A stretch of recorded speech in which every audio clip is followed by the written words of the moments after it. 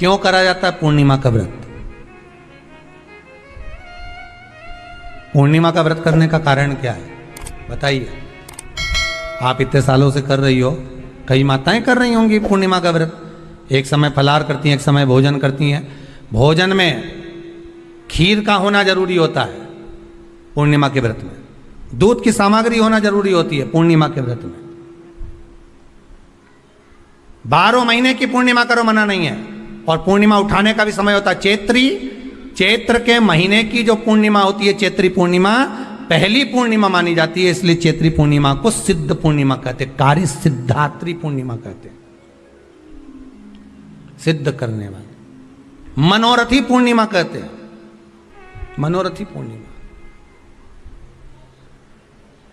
इसलिए पूर्णिमा का व्रत कहां से उठाया जाता है? चैत्र के महीने की पूर्णिमा से पूर्णिमा का व्रत उठाया जाता है कि मैं महीने की पूर्णिमा करूंगी तो वो चैत्र पूर्णिमा से उसको उठा लिया जाता है। पर उसका एक नियम रहता है, आप फलाहार करें अपनी जगह पर है, पर एक समय भोजन कर रहे हैं वो अपनी जगह पर। भोजन के साथ में मीठे के साथ थोड़ा दूध की सामग्री होना जरूरी होती है। और क्यों करते हैं पूर्णिमा का व्रत? किस लिए किया जाता है, क्यों करा जाता है? उसका व्याख्यान वर्णन शिव महापुराण के अंतर्गत स्कंद पुराण में लिखा गया। स्कंद पुराण में वर्णन किया है श्री वेदव्यास जी महाराज ने। कहा यह पूर्णिमा का व्रत इसलिए किया जाता है कि व्यक्ति का जब मन गलत भ्रम में जाने लगता है, मन जब गलत जगह पर जाने लगता है, तो ये मन को गलत जगह पर ले जाने वाला कौन होता है? तो कहा यह चंद्र होता है। व्यक्ति की राशि के अंतर्गत, व्यक्ति की पत्रिका के अंतर्गत, व्यक्ति की ग्रह दशा के अंतर्गत जब चंद्र बेकार चलता है तो व्यक्ति अच्छा करते करते भी बेकार करने लग जाता है। चंद्र डोल रहा है। कई माताएं कहती हैं गुरुजी हमारे बेटे को आशीर्वाद दीजिए, बहुत गलत संगत में जा रहा है, मतलब समझ जाना कि चंद्र गड़बड़ जा रहा है। बेटी अगर गलत मार्ग पर जा रही है, बेटी अगर गलत संगत में जा रही है, किसी अन्य व्यक्ति की ओर आकर्षित हो, चंद्र गड़बड़ हो रहा है, उसका चंद्र कहीं जा रहा है। कोई पुरुष, कोई लड़का कोई गलत मार्ग पर जा रहा है, चंद्र गड़बड़ हो रहा है। घर में जो क्लेश उत्पन्न होता है, घर में जो विवाद उत्पन्न होता है, उस विवाद को रोकने के लिए केवल चंद्र की ही, इसलिए तो पूर्णिमा घर की नारियां हमारे यहाँ हिंदू धर्म में यहां तक स्कंद पुराण में कह दिया कि प्रत्येक पूर्ण, आप लोग कभी आप लोगों ने सत्यनारायण जी की कथा करवाई है? जितने लोग आस्था चैनल पर कथा सुन रहे हैं, जितने लोग फेसबुक यूट्यूब पर होगी, तो उसमें लिखा है हर कार्तिक, हर पूर्णिमा को, हर संक्रांति को ब्राह्मण सत्यनारायण भगवान की कथा या राजा या वैश्य कथा को कराता था या बढ़िया कथा कराता। सुनी कि नहीं सुनी ये बात? सत्यनारायण भगवान की कथा में लिखा है, स्कंद पुराण के अंतर्गत जो सत्यनारायण भगवान की कथा का स्मरण किया उसमें लिखा है प्रत्येक संक्रांति पूर्णिमा को सत्यनारायण की कथा करवाने लगा और ये योनि को प्राप्त हुआ, इस योनि से छूटा, इस योनि में गया। लिखा है, सब कुछ लिखा है। अब उत्ते से समझ जाओ कि पूर्णिमा को सत्यनारायण की कथा करने का बोला है। तो पूर्णिमा को सत्यनारायण की कथा का क्यों बोला? वैसे तो रोज कराओ सत्यनारायण जी की कथा, प्रतिदिन कराओ, मना नहीं है। आप क्या कोई विशेष फंक्शन है आप सत्यनारायण जी की कथा करवा, पर पूर्णिमा संक्रांति को और संक्रांति को पूर्णिमा को सत्यनारायण की कथा का स्मरण क्यों करवाया गया? क्योंकि पूर्णिमा के दिन अगर ये भगवान का व्रत रख लेगी, पूर्णिमा के दिन अगर ये खीर का प्रसाद बना लेगी, थोड़ा सा दूध की कोई सामग्री बना लेगी और भगवान को भोग लगा देगी, भले सत्यनारायण भगवान के भाव से बनाए, भले सत्यनारायण जी के निमित्तार्थ बना, पर अगर इसने सत्यनारायण भगवान के निमित्त से बना, पर पूर्णिमा के दिन अगर ये व्रत रखेगी, उपास रखेगी या कोई सामग्री बनाकर भगवान की पूजन कर लेगी, तो इसके घर में जो अशांति है वो शांति में बदल जाएगी। इसलिए कई घरों में आज भी सत्यनारायण भगवान की पूजन हर पूर्णिमा को करती है। माता किताब लेके बैठ जाती है, तुरंत उन्हें ऑफिस जाना, कहीं काम पे जाना, और तुरंत उसने जल्दी कलश रखा, कलश नहीं भी रखे तो भगवान की पूजन कर रखे, ब्राह्मण देवता को बुला लेगी, ब्राह्मण नहीं आएंगे तो खुद कर लेगी, पर करती जरूर है। इतना सा आटा सेक लेगी, पंजेरी बनाई, सीरा बनाई, मिठाई रख दो, कुछ भी करेगी पर सत्यनारायण की कथा कर ले। उसका मन लग गया उसमें, मतलब पूर्णिमा को करना है। उसको करने से क्या होता है? शांति रहती है, शीतलता रहती है। जिसके घर में हर महीने की पूर्णिमा को खीर बनती हो, ध्यान दीजिएगा, बहुत सुंदर संवाद चल रहा है, बहुत ध्यान देने वाली बात है। प्रत्येक महीने की पूर्णिमा को जिसके घर में दूध की सामग्री बनती हो, दूध की सामग्री तैयार होती हो, खीर प्रसाद तैयार होता हो, उसके घर में कभी क्लेश नहीं हो सकता। चाहे सास बहू एक दूसरे के सामने वो कहे ना, वो सांप और नेवले की लड़ाई क्यों ना, फिर भी शांति हो जाती है। पर प्रत्येक महीने की पूर्णिमा होना चाहिए। ये नहीं कि तुमने एक महीने की पूर्णिमा पे बना लिया और दूसरे महीने की पूर्णिमा को गायब कर दिया। फिर किसी ने कह दिया आज चूरमा तो बन रहा है, दाल बाटी तो बन रही है चूरमे के साथ में, लड्डू बन रहे हैं, तो काय को खीर बना रही हो? तो तुमने अब वो खीर प्रसाद लिए जो नारी वैधव्य नहीं होना चाहती है, उस नारी को पूर्णिमा के कितने व्रत करना चाहिए? जिस नारी के यहाँ संतान नहीं हो, औलाद नहीं हो, उसको पूर्णिमा के कितने व्रत करना चाहिए? जिस नारी का पुत्र पति बहुत बीमारी से ग्रसित हो, लग रहा हो कि ये मेरा बेटा बहुत बड़ी बीमारी में घिरा हुआ है, तो नारी को कितने व्रत करना चाहिए? स्वयं भगवान कृष्ण ने माता यशोदा को द्वापर में भी बताया है कि पूर्णिमा के 32 व्रत होते हैं। कितने व्रत होते हैं? 32।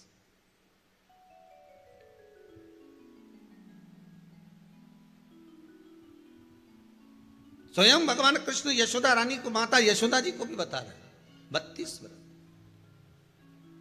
अब आपको किसी ने बता दिया होगा कि 8 कर लो, 7 कर लो, 6 कर लो, 12 कर लो, इसलिए आपने बोला कि 12 कर लीजिए, 32 कर लीजिए। अरे यहां तो द्वापर की कथा भी कहती है। यशोदा जी ने एक बार भगवान कृष्ण को रोक कर कह दिया, ए कन्हैया रुको। कन्हैया बोले बोलो मां क्या बात है?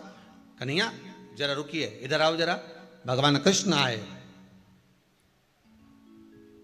हाँ मां बोलिए। किस जगह का प्रसंग है ये? जिस समय पर राधा रानी कुरुक्षेत्र में नंद बाबा और यशोदा जी को लेकर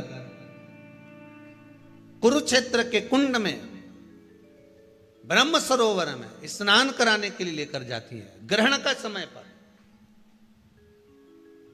और जब भगवान कृष्ण उस कुरुक्षेत्र के उस सरोवर में स्नान करने आते हैं, तब यशोदा जी ने अपने लाला से प्रश्न किया है, पूछा है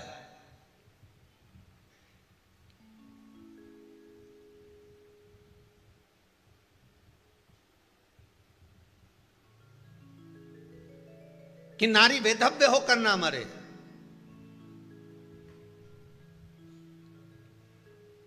उसका पति कोई रोग से ग्रसित ना हो, उसका पुत्र किसी रोग में ना पड़े। अरे भाई कितना सुंदर संवाद लिखा है। अगर किसी माता का पुत्र मान लो किसी नशे में डूबा हुआ है, कोई नशा कर रहा है और गलत नशा है, आपको लग रहा है कि ये नशे में डूबा हुआ है, आपको लग रहा है कि ये गलत जगह पर डूब गया है, आपको लग रहा है कि मदिरापान में, मांसाहार में या अधिक गांजा आदि का जो भी नशे होते हैं, जितने भी नशे, उसमें डूब चुका है। और माँ उसको समझा रही है, तू नशे में मत डूब, तू इस काम को मत कर, तू ये गलत कर्म मत कर। माँ उसको समझा कर हार गई। तो मेरा माताओं से निवेदन है, आप उसको समझाना बंद कर दो, एक काम करना प्रारंभ कर दीजिए। हमें जो शिव महापुराण के माध्यम से शास्त्र कह रहा है कि आप 32 पूर्णिमा के व्रत प्रारंभ कर दो। उसमें करना क्या है आपको? केवल जिस दिन व्रत रहे, रात्रि के समय पर कोई भी मीठा, कुछ भी सामग्री आप चंद्र की रोशनी में, चंद्र को अर्घ देने के बाद, पूजन करने के बाद उसको रखो, और वही सामग्री जो नशा कर रहा है उसको पूर्णिमा के दूसरे दिन उसको खिलाओ। आप धीरे धीरे खिलाना चालू करेंगे, जिस नशे में वो डूबा हुआ उस नशे से वो छूटना प्रारंभ हो जाएगा। 2 पूर्णिमा व्रत करके तो देखो, तीसरे में तुम्हें जरूरत ही नहीं पड़े। धीरे धीरे आप रुक, वो छूटना प्रारंभ हो जाएगा। स्वयं भगवान कह रहे हैं, यशोदा मैया ने कन्हैया को रोक लिया कुरुक्षेत्र के उस मैदान में। और भगवान कृष्ण का दर्शन माता यशोदा जी करी। बहुत बहुत दिनों के बाद माँ को, आज माता यशोदा को लाला का दर्शन हुआ, बहुत समय के बाद, जाने के बाद, बहुत समय के बाद।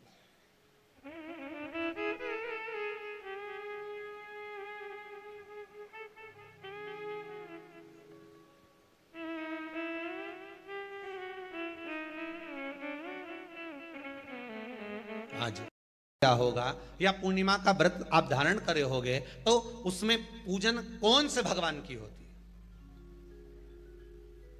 पूर्णिमा के व्रत में किस भगवान की पूजन होती है? तो कहा पूर्णिमा के व्रत में केले के खंभ लगाकर पूर्णिमा का जो अध्यापन होता है, पूर्णिमा की जो पूजन होती है, उस पूजन में शंकर और पार्वती की पूजन की जाती है,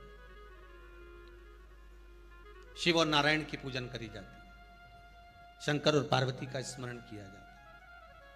किसकी पूजन होती है? शिव पार्वती।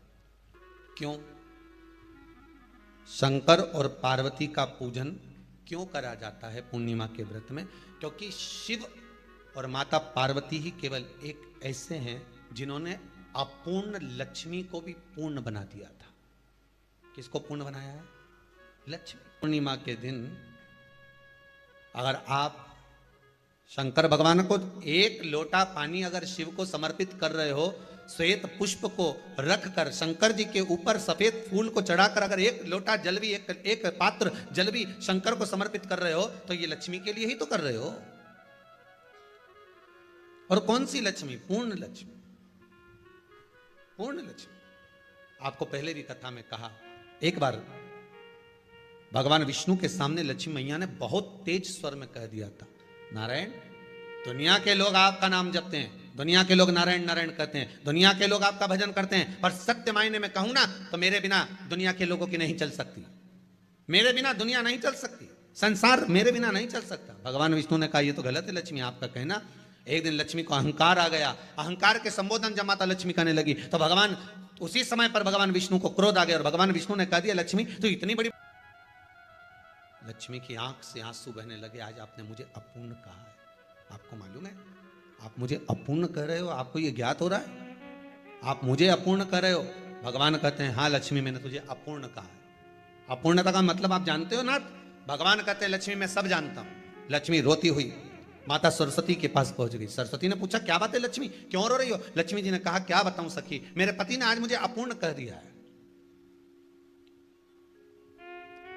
तो क्यों रो रही है तू? अपूर्ण अगर कह दिया, पति ने ही तो कहा है ना, तो क्यों रोना? चल मेरे साथ में। और सरस्वती मैया माता लक्ष्मी को लेकर सीधे पहुंच गई माता पार्वती के यहाँ। माता पार्वती के यहाँ जब पहुंची है, माता पार्वती जी ने लक्ष्मी जी को देखा और सरस्वती को देखा तो पूछा कि बात क्या है, क्या हो गया ऐसा, क्या हुआ, क्या है ऐसा जो तुम दोनों आज मेरे पास में आई? क्या हुआ? पार्वती जी कुछ बोलती, शिव जी का ध्यान माता सरस्वती की ओर और लक्ष्मी की ओर गया और भगवान शंकर जान गए कि आज भगवान नारायण ने लक्ष्मी जी को अपूर्ण कहा है। अब देखें माता पार्वती क्या कर सकती है, इसको पूर्ण बनाने के लिए करेगी क्या? क्या हुआ? माता सरस्वती जी बोली लक्ष्मी को अपूर्ण कर दिया। अपूर्ण कर दिया? हाँ, तो क्या सोचना उसके लिए, इसको मैं अभी पूर्ण बना देती हूं। माता जगत जननी पार्वती ने गोदी में विराजमान गणेश जी को उठाया और उठाकर लक्ष्मी जी की गोद में दे दिया। ले लक्ष्मी, आज से तू पूर्ण हो गई। लक्ष्मी आज से तू पूर्ण है। गोदी में जब तक संतान नहीं है तो नारी को लोग अपूर्ण समझते हैं, पर माता पार्वती जी ने संपूर्ण ब्रह्मांड में एक सिद्धता प्रदान कर दी कि अपने गोदी के लाल को, अपने गोदी के पुत्र को माता ने लक्ष्मी की गोद में देकर लक्ष्मी को पूर्ण बना दिया। वो दिन कौन सा था? पूर्णिमा का दिन, लक्ष्मी को पूर्ण करने का दिन, पूर्ण करने का। केवल अमृत ही नहीं बरसता, पूर्णिमा के दिन लक्ष्मी भी बरसती है। पूर्णिमा के कितने व्रत होते हैं? बोलते जाओ जरा, जल्दी जल्दी बोलो।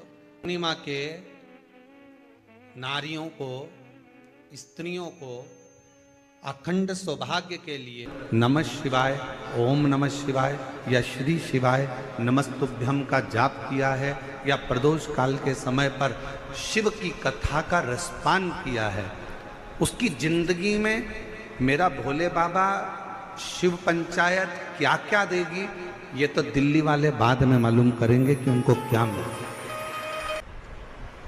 जब कोई कह दे कि तुम्हारी जिंदगी में दुख ही दुख है, जब कोई कह दे तुम्हारे जीवन में कष्ट ही कष्ट है, तब एक काम चालू करो, शिव की आराधना।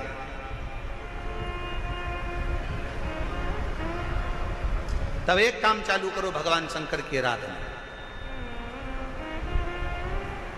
3 चीजें अपना लो। पहले नंबर पर शिव जी के मंदिर में 1 लोटा जल चढ़ाना। दूसरे नंबर पर अगर प्रदोष के दिन मंदिर में दिया लगा सकते हो तो ठीक है, नहीं तो एक कनेर का फूल पीला वाला, देखा है आप लोगों ने? जम के बोलो जरा। पीले कलर का कनेर का फूल एक, प्रदोष के दिन, प्रदोष काल के समय पर अगर दीप लगा सको तो ठीक है, नहीं तो एक कनेर का फूल पीले कलर का, शिव जी के अशोक सुंदरी का स्पर्श। अशोक सुंदरी वाली जगह मालूम है ना आप लोगों को? फिर से आप समझ लें।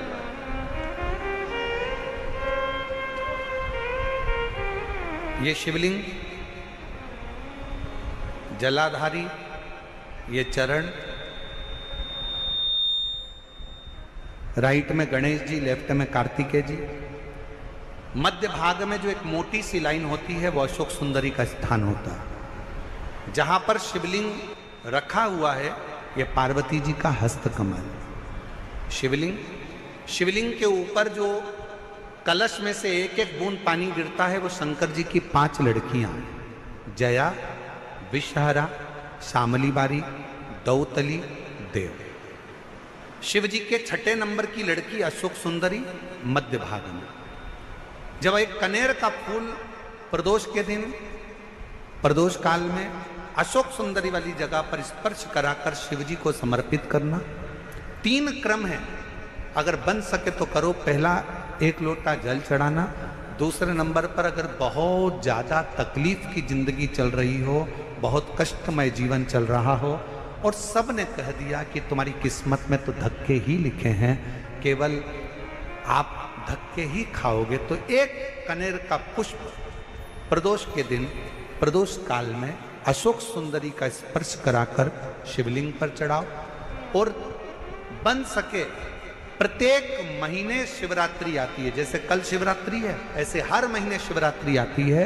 शिवरात्रि के दिन 1 अक्षत, मात्र 1 अक्षत, केवल 1 चावल का दाना, 1 दुर्वा के साथ शिव जी को समर्पित करना प्रारंभ करो। जिंदगी की कैसी भी तकलीफ होगी, मेरा शंकर भगवान उस तकलीफ को मिटाएगा। काटो।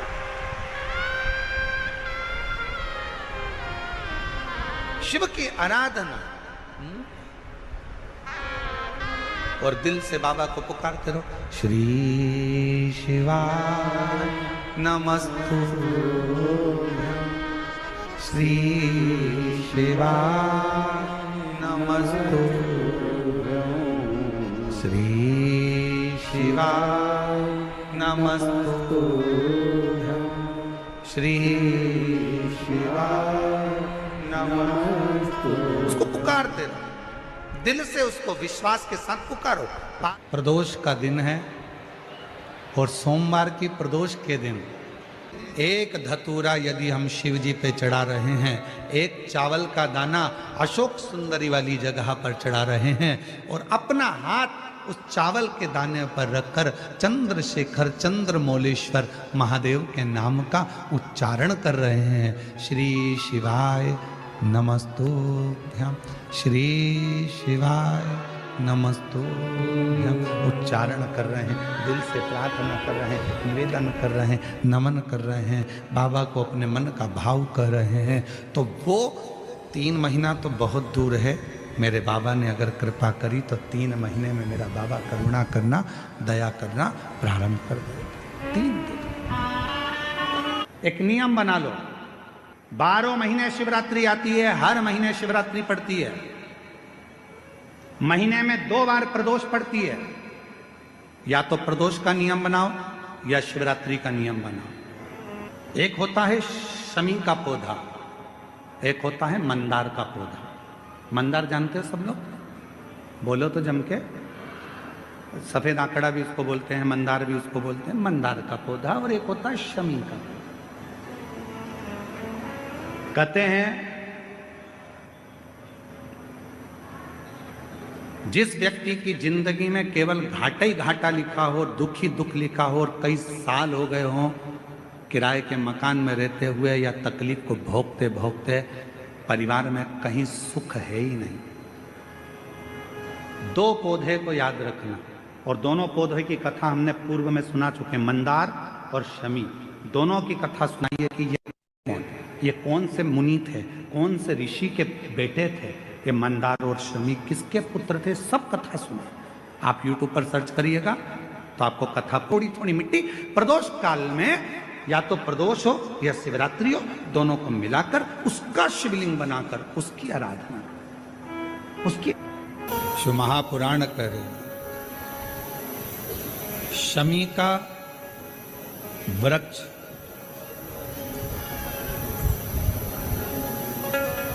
हमारे शरीर में जो रोग होता है, उस रोग के जितने भी तत्व होते हैं उनको शमी का वृक्ष खींचता।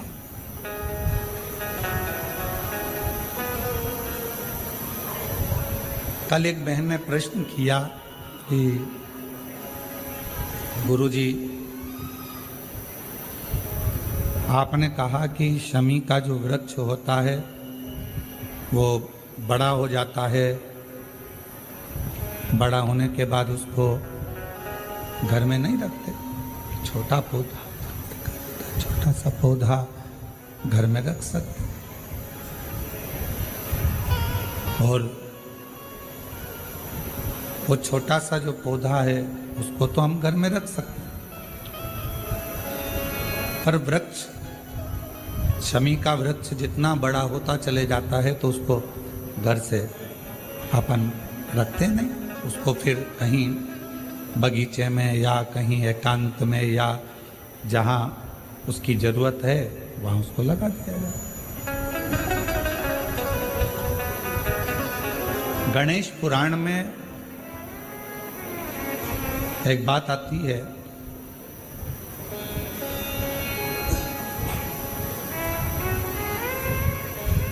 कि शमी का जो वृक्ष होता है वो रोग को खींच लेता, बीमारी को खींचता, तकलीफों को खींचता, दुख को खींचता, शरीर के रोगों को वो खींच लेता। तो शिव महापुराण की कथा में और गणेश पुराण की कथा से एक बात सीखने को मिलती है कि पौधा छोटा रहेगा तो आप उसका पूजन भी कर सकोगे, पत्ते भी ले सकोगे, शिवजी पे भी समर्पित कर सकोगे। और घर के अंदर यदि कोई तकलीफ में है, कष्ट में है, तो उसके दुख को भी वो खींच ले, उसके कष्ट को भी वो खींच ले, उसके कष्ट को, उसके दुख को वो खींच लेता है, उसके कष्ट को, उसके दुख को वो खींच लेता है। पर जैसे ही शमी का पौधा बड़ा हुआ, शमी का वृक्ष बड़ा हुआ और उस वृक्ष के इर्द गिर्द से अगर निकल कर जा रहा है, शमी के उस वृक्ष के आसपास से इर्द गिर्द से अगर कोई निकल कर जा रहा है तो उसके भी रोग को वो खींचता, उसके भी रोग को वो खींचता। तो हमारे यहाँ सनातन धर्म में सर्व जगत के हित की बात कही जाती है। कि शमी का जब पौधा बड़ा हो जाए, शमी का वृक्ष जब बड़ा हो जाए, शमी का पौधा जब बड़ा हो गया तो उसे कहीं अच्छी जगह पर लगा दिया जाए, जिससे सर्व जगत के दुखों को वो खींचता रहे, सबके रोगों को वो समाप्त करता रहे, सबके रोगों को वो खींचता रहे, समाप्त करता रहे, सर्व जगत के हित। छोटा है पौधा अपने नजदीक। शिव महापुराण में 5 वृक्षों का जो वर्णन किया गया, पहले नंबर पर है बेलपत्र का वृक्ष, दूसरे नंबर पर है शमी का वृक्ष, तीसरे नंबर पर है आंवले का वृक्ष, चौथे नंबर पर है पीपल का वृक्ष और 5वें नंबर पर है वट वृक्ष। ये हमको बल देते हैं और हमें जो बल प्रदान करते हैं, हमें जो एनर्जी देते हैं, हमारे दुखों को ये नष्ट करते हैं। हमको एक अलग से बल इन पौधों से, इन वृक्षों से प्राप्त होता है। शमी की जो पत्ती होती है,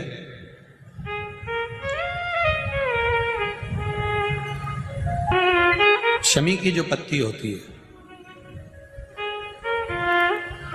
एक पत्ती में जितनी पत्तियां लगी होती हैं और एक पत्ती के अंदर, जरा ध्यान देंगे, जैसे इस पत्ती में ढेर सारी पत्तियां लगी हुई है, पत्ती में से भी एक पत्ती तोड़ोगे और एक पत्ती तोड़ने पर उस पत्ती को भी अगर गिनोगे तो उसमें बहुत सारी पत्तियां होती हैं। आज प्रयास करना, अगर कहीं आपको शमी की पत्ती मिले तो जैसे ये पत्ती, इस पत्ती को तोड़ा गया, इस पत्ती में से एक पत्ती निकाली गई और एक पत्ती निकालकर आप धीरे से रखना, उसमें भी बारीक बारीक बारीक बारीक बारीक बारीक बहुत सारी पत्तियां नजर आती हैं। शिव महापुराण की कथा कहती है, जो सोमवार की अष्टमी हो या प्रदोष का व्रत हो या 12 महीने की शिवरात्रि हो या किसी भी दिन प्रदोष काल के अंतर्गत शंकर भगवान को एक शमी का पत्ता कोई भूलवश भी समर्पित कर देता है, तो जितनी एक पत्ती में पत्तियां होती है और उस पत्ती के अंदर भी एक पत्ती को तोड़ने के बाद जितनी पत्तियां होती है, उतने जन्म मृत्यु लोक में मनुष्य के नहीं होते। 84 लाख योनियों में से वो योनियां कट जाती हैं और देव योनि प्राप्त हो जाए। एक शमी पत्र की इतनी महत्वता है। शमी का जो पत्ता होता है, ध्यान से सुनिएगा, रोज आप अगर शमी के पत्ते को नहीं चढ़ा सकते, महीने में 1 बार या 2 बार शमी का पत्ता शंकर के ऊपर अवश्य समर्पित करना चाहिए। क्यों? शरीर में अगर कोई बड़ी बीमारी आने वाली होती है तो बाबा उस विष को समाप्त कर देते हैं, मात्र शमी का पत्ता समर्पित कर देते हैं। भले महीने में 2 बार चढ़ाओ, हफ्ते में 1 बार चढ़ाओ, तुम्हारा मन पड़े तो हफ्ते में 2 बार चढ़ाओ। ज्यादा बीमारी है, शमी का पत्ता एक शिव जी के शिवलिंग पर और एक पत्ता जहां से पानी बहकर नीचे गिरता है ना, जलाधारी में से शिव जी पे जल चढ़ाया। जैसे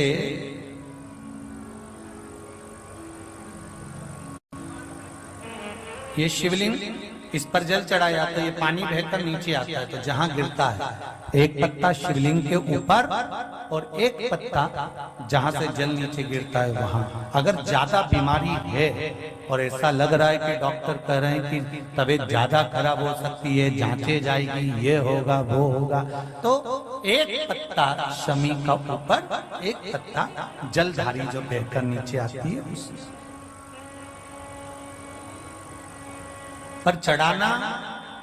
शमी का पत्र रोग मुक्ति के लिए जब चढ़ाया जाता है तो भगवान शंकर का अवधूतेश्वर महादेव का नाम लेकर चढ़ाया जाता है। कौन सा महादेव? जम के बोलो जरा। अवधूतेश्वर महादेव का नाम लेकर चढ़ाया जाता है।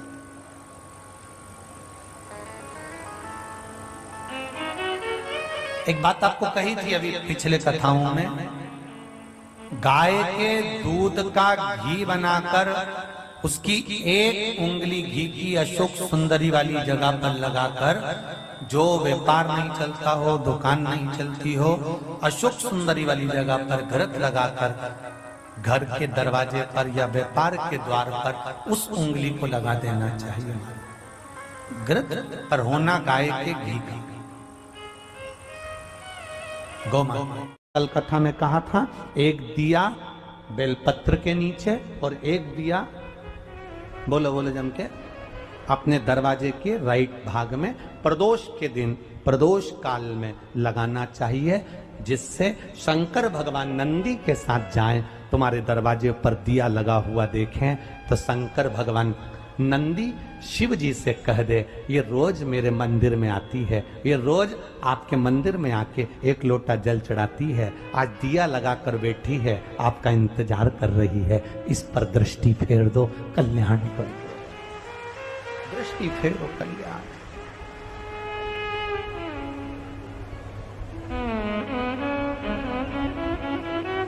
दिया लगाना मतलब प्रतीक्षा करना, दिया लगाना मतलब बाट जोना, दरवाजे पर दीप लगाना मतलब हम इंतजार कर रहे हैं बाबा का,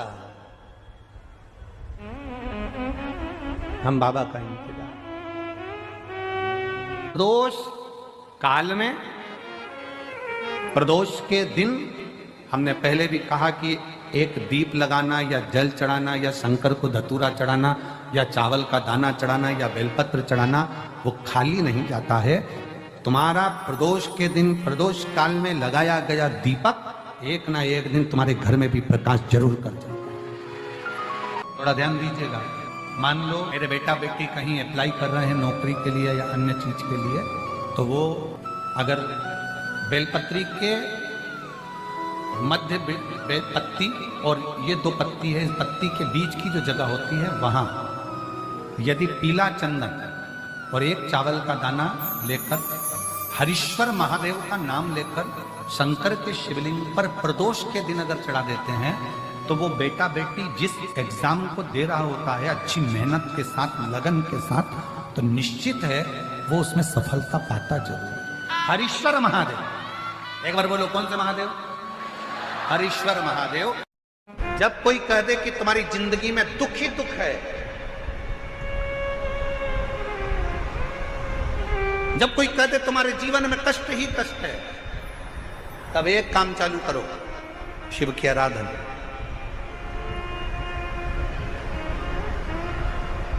तब एक काम चालू करो, भगवान शंकर की आराधना। 3 चीजें अपना लो। पहले नंबर पर शिव जी के मंदिर में एक लोटा जल चढ़ाना। दूसरे नंबर पर अगर प्रदोष के दिन मंदिर में दिया लगा सकते हो तो ठीक है, नहीं तो एक कनेर का फूल पीला वाला, देखा है आप लोगों ने? जम के बोलो जरा। पीले कलर का कनेर का फूल एक प्रदोष के दिन, प्रदोष काल के समय पर अगर दीप लगा सको तो ठीक है, नहीं तो एक कनेर का फूल पीले कलर का शिव जी के अशोक सुंदरी का स्पर्श। अशोक सुंदरी वाली जगह मालूम है ना आप लोगों को? फिर से आप समझ लेंगे।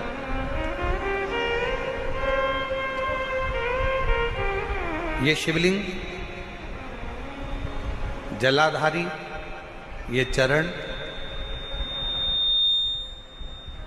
राइट में गणेश जी, लेफ्ट में कार्तिकेय जी, मध्य भाग में जो एक मोटी सी लाइन होती है वो अशोक सुंदरी का स्थान होता है। जहां पर शिवलिंग रखा हुआ है ये पार्वती जी का हस्त कमल।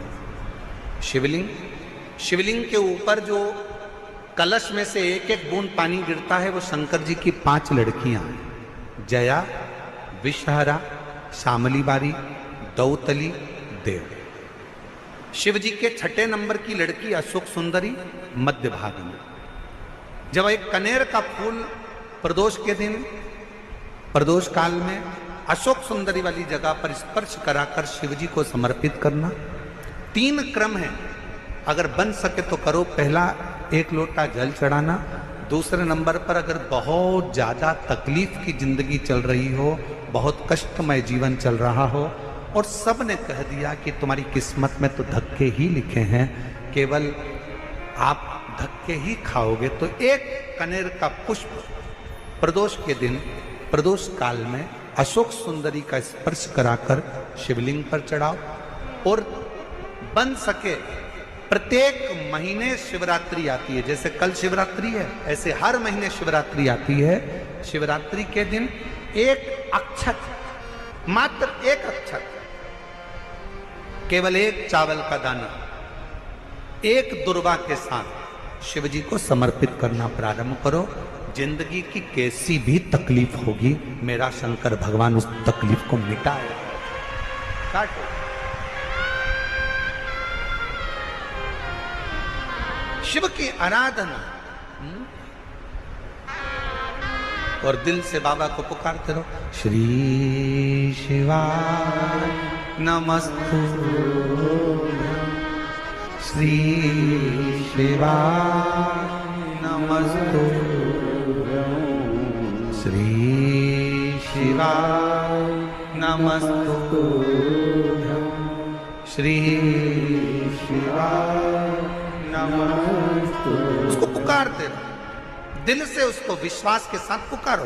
पार्वती जी के भाग्य में लिखा था कि इनको जो पति मिलेगा वो नग्न वेशधारी मिलेगा, जटाजूट वाला मिलेगा, भस्म रमाने वाला मिलेगा, पर उन्होंने, पार्वती जी ने शिव जी की आराधना करना प्रारंभ करी, और जब भगवान शंकर की आराधना करना प्रारंभ करी तो भगवान शंकर ही उनको पति के रूप में मिल गए।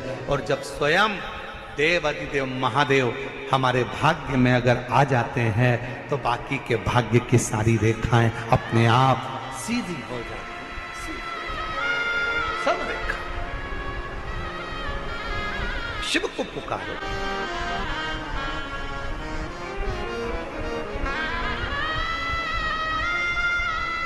भगवान शंकर को पुकारने का प्रयास करो। महाराज,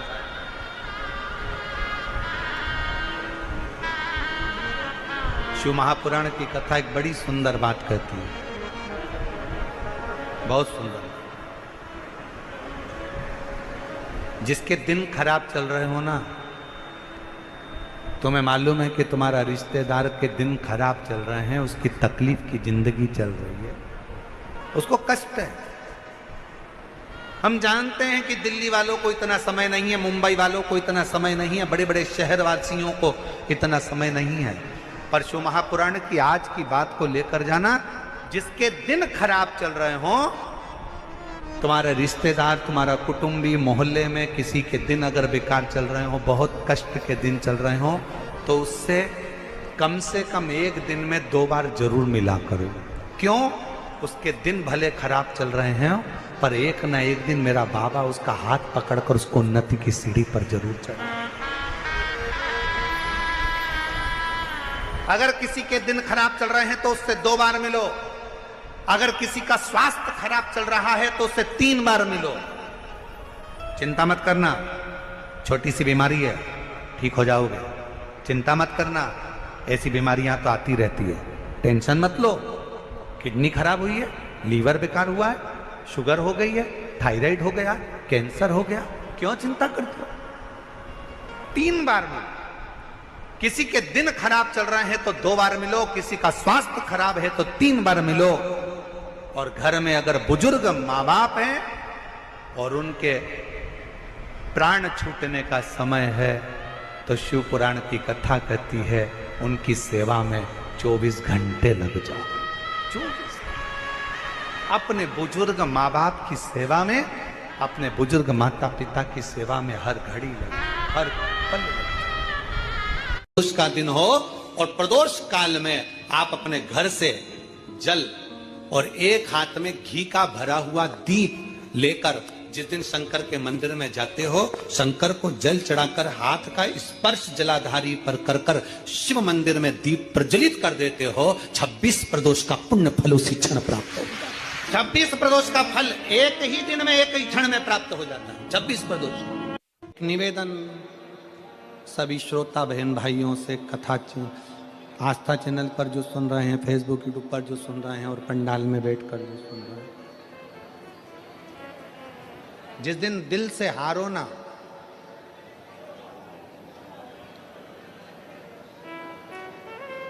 थोड़ी तकलीफों में अगर घिर जाओ, तकलीफें आ जाएं, कष्ट आ जाए, तकलीफें जिस दिन तुम्हारे भीतर बहुत ज़्यादा मात्रा में आ जाए, उस दिन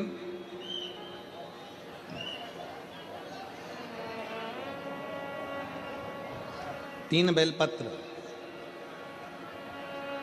एक बेलपत्र में पीला चंदन, बीच वाली पत्ती पर। जिस दिन तुम्हें लगे कि मैं बहुत दुखी चल रही हूं और मेरा काम हो ही नहीं रहा, बहुत तकलीफ की जिंदगी चल रही है, कोई हाथ पकड़ने वाला नहीं है, कोई संभालने वाला नहीं है और बहुत तकलीफ हो रही है, बहुत तकलीफ। उस समय पर एक बेलपत्री के बीच वाली पत्ती पर पीला चंदन, दूसरी पत्ती पर लाल चंदन और तीसरी पत्ती पर 11 चावल गीले, पानी में उसको थोड़ा सा भिगो लें या धो लें, 11 चावल गीले शिव जी की उस पत्ती पर रखें। सबसे पहला पीला चंदन का बेलपत्र, दूसरे नंबर पर लाल चंदन का बेलपत्र, तीसरे नंबर पर जो 11 चावल आपने धोकर रखे हैं वो।